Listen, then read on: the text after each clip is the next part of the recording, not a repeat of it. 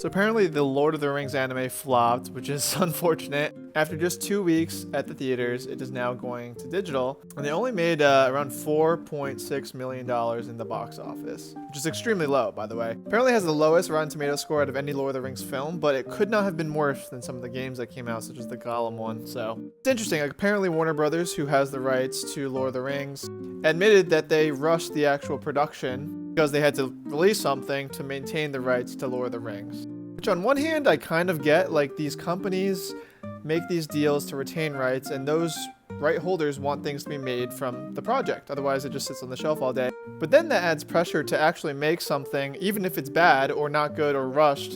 I'm not saying that this movie is bad. I didn't actually see it, so who freaking knows? Personally, I don't really watch anime that are just anime-fied versions of Western properties. It's just not my thing.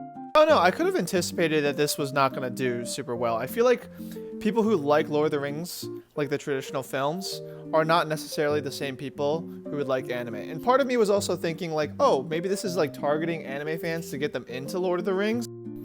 But I do feel like anime fans that like the fantasy space are like into like a completely different vibe from Lord of the Rings. Like, they're into isekai, honestly, which is just not the same.